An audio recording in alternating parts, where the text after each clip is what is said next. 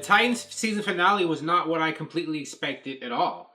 Now, if you've seen it, of course, you know that it's basically, as I predicted in last week's, review discussion, it is basically the whole episode, or is, the illusion of, Dick Grayson.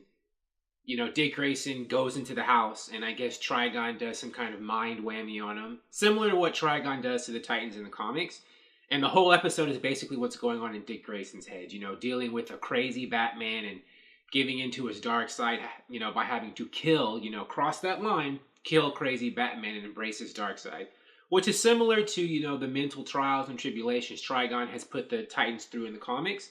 He does that to all of them in one of their most famous encounters. And this episode, I think, got their inspiration for this from that. But they just focused completely on, what was going on in Dick's head, it looks like. And they didn't go to the rest of the Titans. I assume because of the way this episode was, that'll be in season 2. Corey and Donna they're all there. I mean, Beast Boy, Raven's there. So I guess all the people who were in that house or around that house, maybe season 2 will be them dealing with that. And the other Titans, Hank, Dawn, and, or the other characters, Jason Todd, and maybe Superboy, trying to getting mixed up and maybe help bust them out. Maybe that's where they're going with season 2. It'll be, the Titans that haven't been affected by Trigon versus the ones who are struggling with him or who get turned by him or something like that. So I thought this episode was well done. I wasn't expecting the whole mind illusion thing to take up basically the entire episode. I thought a portion of it was going to be that, and then, Robin breaks free, the others break free, and they fight Trigon in this superpowered, fight. So at first I was kind of disappointed, so this whole episode is basically an illusion, and we don't get to see people with powers, fighting this big, this huge demon guy. But, for what we got, it was well done. I liked it. And of course, what I didn't expect and what I got was that Superboy end credit scene. And I was stunned. I didn't know that was coming. I'd heard about it today. And it's weird, you might not have even known that was in there because a streaming show like Titans, as soon as the credits roll, a lot of people I think are going to stop watching because they're like, that's it, but you have to stay till the end for this end credit scene that's way at the end. Kind of similar to how sometimes in superhero movies these days, usually in Marvel movies, there's a end credit scene, but sometimes there's a mid credit scene. They save this till the end, so I'm concerned that a lot of people might not even see this because they won't know it's there until someone tells them. They'll go back and watch it. Oh, there's a Superboy scene.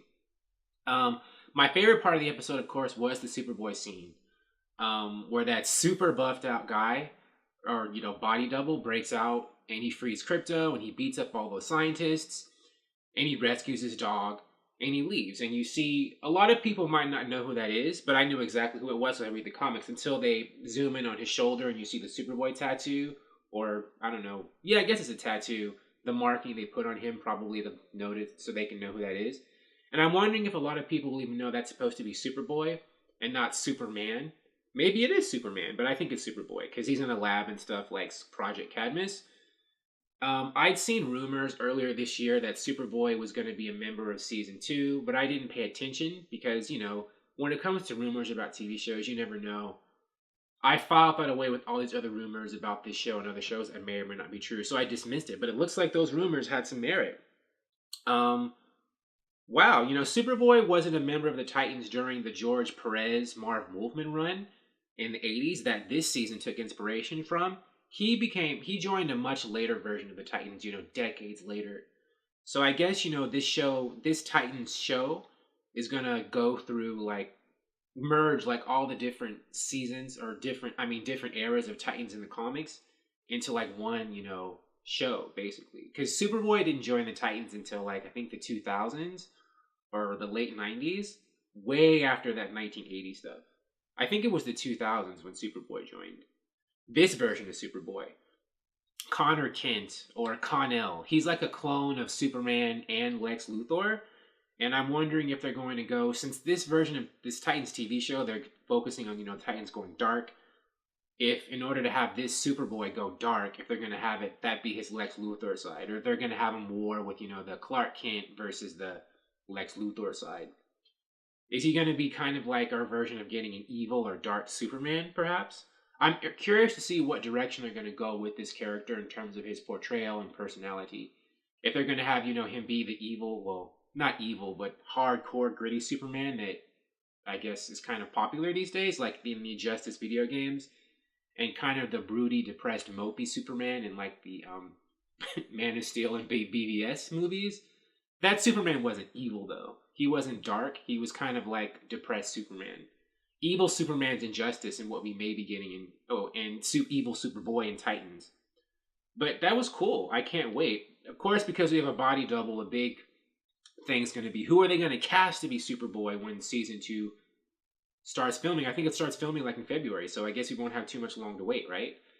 But whoever that actor is, I guess he's going to be somebody who either already hits the gym or is going to need to look like that. Him and like, I guess the buffest dudes in the show are like him and like Hank, right? Alan Ritchson's pretty buff. Britton Thwaites is more of like a lean kind of fit. But when it comes to hulked out stuff, it's like going to be, I guess, Hawk and Superboy.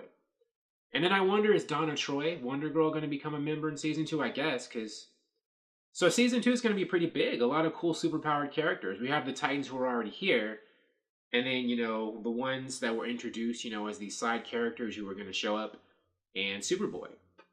So great stuff. It was cool. But now going back to the illusion, let's go back in the stuff that happened in this episode. I thought it was interesting how in Robin's illusion of his perfect life, he's married to Dove and they have like children and stuff. And that made me think of in last episode when Wonder Girl says to him when they're in that car, you messed that up. I guess Robin's the reason that his relationship with Dove didn't work out. I guess she's like his, the one that got away. So I'm wondering, if they'll ever show us why did their relationship break up?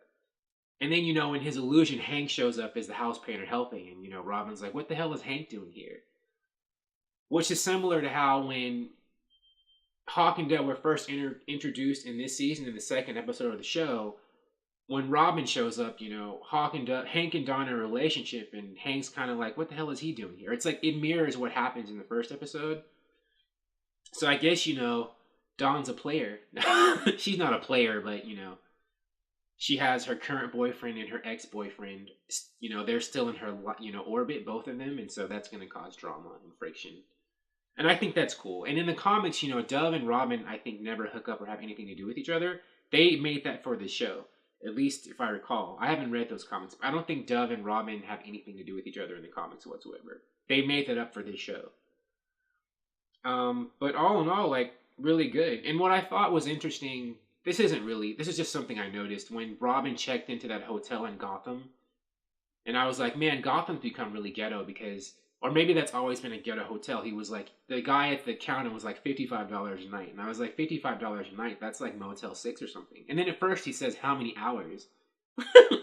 So, I guess that, is a certain kind of hotel, or a hotel where people go to do a certain kind of business. And I don't know, I got the implication that a lot of Gotham is like that now at this period of time in Robin's illusion. And, they go that, when they definitely emphasize that when he's driving through the streets in the cab and, it looks like Gotham's fallen by the wayside. And the guy's like, the whole city's like this. So I was like, yeah, Gotham's pretty ghetto. Even more ghetto than it normally is, right? But yeah, good stuff. Like I said, I liked the episode. I was disappointed that it wasn't, I didn't think the whole episode should have been an illusion, but I guess they're trying to hook up, set up the cliffhanger, the whole premise of season 2. And, season 2, the entire season 2 will be them, I guess, trying to break free of Trigon and then fight him. So I guess the whole Trigon versus the Titans battle is going to be the season 2 finale. And, I hope that they have enough in the VFX budget to handle all that, because that's not something that should look crappy. And I don't know if you watch American Horror Story, the last one with this last season. That kind of, I think, messed up the finale of that, because, spoilers, the whole point of that episode was the most powerful witch in the world versus the Antichrist. And instead of having a huge, like, magic battle between these two supernatural powerhouses, it was like a hit and run. And I think that's because they didn't have the budget for it. So I hope Titans doesn't run into that same, like, problem in season 2 when it comes to, the big fight. Thank you for watching. If you like this video, please like it on YouTube and subscribe to the channel because I appreciate your viewership, and I'll talk to you soon. Bye.